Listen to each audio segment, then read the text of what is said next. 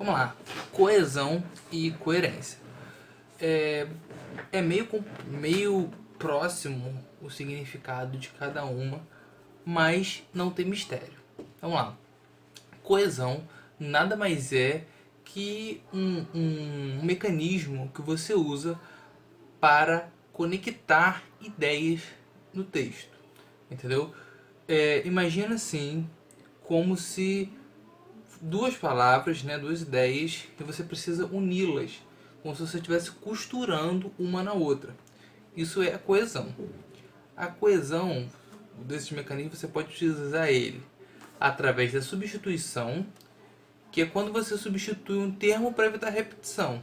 Um exemplo: os legumes são importantes para manter uma alimentação saudável, as frutas também. A palavra também está substituindo ali importante para manter uma alimentação saudável. Se no caso eu colocasse assim: os legumes são importantes para manter uma alimentação saudável, as frutas também são importantes para manter uma alimentação saudável. Estaria errado, teria um erro de coesão, porque você estaria repetindo a mesma coisa, enquanto a palavra também ela já tem esse poder de substituir. Lembra quando a gente estava assistindo lá os pronomes que eles serviam para substituir uma palavra, um termo escrito? Então isso tem muito a ver. É mais ou menos isso. Quando você usa um pronome, você usa aquilo ali para chamar alguém, está usando coesão por substituição. E também tem o por meio de conectores, que são nada mais é do que você colar ali uma palavrinha na outra, né? Que você pode fazer isso com preposições, conjunções e advérbios. Um exemplo: elas gostam de jogar bola e de dançar. Esse e de dançar, você está substituindo ali, você está tendo esse efeito de elas gostam. Porque se eu colocasse elas gostam de jogar bola, elas gostam de dançar, ia ficar aquela coisa repetitiva que não seria coesa ali, não estaria bem escrito, entendeu? Agora quando você coloca elas gostam de jogar bola e de dançar, você tá cortando ali, tá ficando menos repetitivo e tá ficando um texto mais coeso, um texto mais denso, mais junto, mas melhor amarrado. A coesão ela pode expressar através de referências, que é aquilo, quando você se refere a um termo que já foi citado. Um exemplo: hoje é aniversário da minha vizinha. Ela está fazendo 35 anos. Esse ela está substituindo a minha vizinha. Então, se você colocasse hoje é aniversário da minha vizinha, a minha vizinha está fazendo 35 anos, isso estaria sendo repetitivo.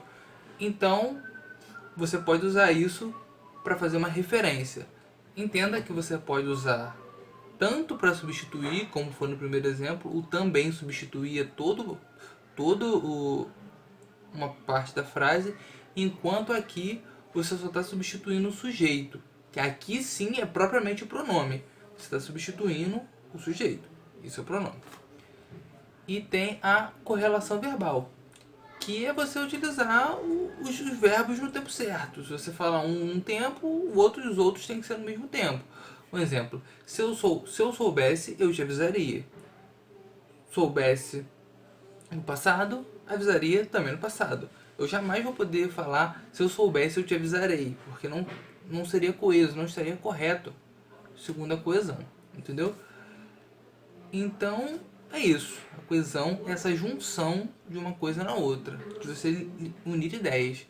E já a coerência é você olhar de forma geral as coisas para ver se aquilo ali se tem sentido, se está tudo certinho, entendeu? E para você ter um texto coerente, você tem que seguir alguns conceitos e princípios. Que quais são esses princípios? Princípio da não contradição. O nome já diz. É você não colocar ideias opostas, para elas não se contradizerem. Exemplo: ele só compra leite de soja, pois é intolerante à lactose. Essa é uma frase correta.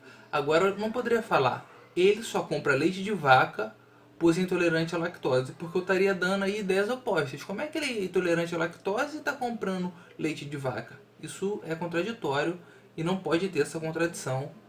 Então, a gente segue esse princípio da não contradição para que a ideia da frase seja bem entendida, a ideia do texto seja bem absorvido. O outro princípio é o princípio da não tautologia. É um nome complicado, mas esse princípio é muito simples, que é por mais que você use palavras diferentes, é você não ficar repetindo ideias. Um exemplo, visitei Roma há 5 anos. Essa frase está correta, está perfeita. Mas muitas vezes a gente fala, visitei Roma há 5 anos atrás. Sendo que esse A, ele já dá essa ideia de atrás, entendeu? Então, tem que tomar cuidado com isso. Embora o a e o atrás sejam palavras diferentes, elas têm a mesma função, que é de um tempo passado. Então tem que tomar cuidado com isso. Mesmo sendo palavras diferentes, não pode ter, não pode haver repetições. E tem também o princípio da relevância. O que é o princípio da relevância? As ideias têm que estar relacionadas, tem que seguir uma ordem, entendeu? Para que você consiga compreender o texto. Por exemplo, o texto ele tem que estar numa certa ordem, ele tem que estar bem arrumadinho, porque senão fica confuso. Vamos colocar o exemplo aqui. Um homem estava com muita fome, mas não tinha dinheiro na carteira e por isso foi ao banco e sacou uma determinada quantia para utilizar e em seguida foi ao restaurante e almoçou. Beleza, você não está entendendo que o cara estava com fome, mas ele não tinha dinheiro, foi lá no banco, sacou o dinheiro e depois falar comigo. Você percebe que tem uma progressão de ideias ali. As coisas estão acontecendo. Agora, se eu não seguisse ordem, você escrevendo as frases de qualquer jeito, vamos supor que eu fui. Um homem estava com muita fome, foi a um restaurante e almoçou, e foi seguindo, foi no banco sacar o dinheiro, porque não foi sacar o dinheiro porque não tinha dinheiro na carteira. Você fica, pô, se não tinha dinheiro na carteira, como é que ele almoçou? Entendeu?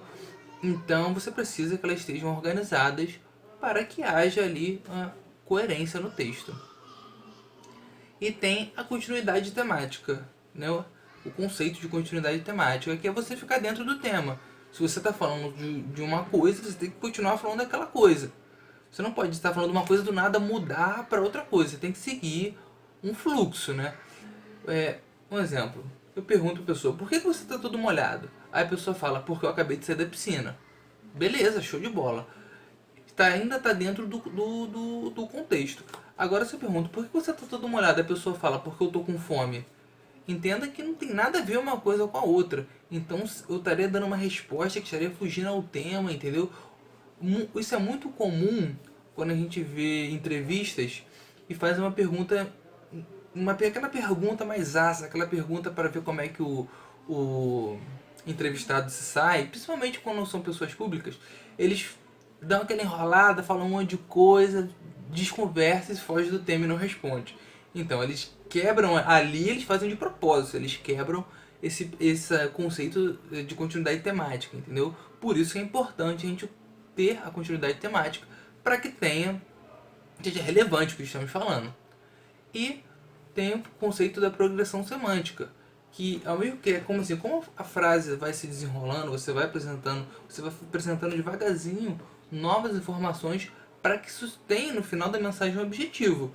Porque senão você fala e não tem objetivo. Aí fica realmente complicado de entender. Aqui, vamos supor. Os meninos caminhavam e quando se depararam com o suspeito, continuaram caminhando mais um pouco, passaram por várias avenidas e ruelas e seguiram sempre em frente. Ao notarem que estavam sendo perseguidos, continuaram caminhando em direção ao seu destino e percorreram um longo caminho. Entenda que eu tô falando aqui pra caramba e não tô chegando a lugar nenhum, só tô falando que eles estão andando. Entendeu? Agora se eu falo, os meninos caminhavam quando se depararam com o suspeito e apertaram o passo. Ao notarem que estavam sendo perseguidos, começaram a correr. Além de a mensagem ficar menor, ela fica muito mais coerente, porque eu estou dando um objetivo. Pô, eles estavam andando, viram alguém suspeito, estavam sendo seguidos, eles correram. Show! Fui coerente nessa frase, entendeu?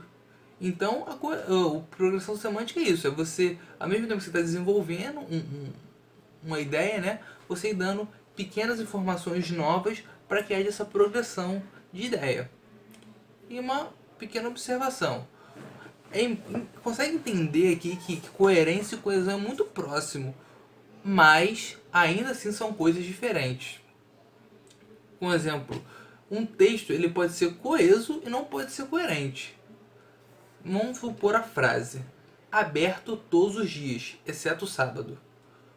Você percebe que as duas frases, né, aberto todos os dias e exceto o sábado, elas estão unidas perfeitamente, mas é incoerente. Porque, pô, como é que você abre todos os dias e não abre sábado?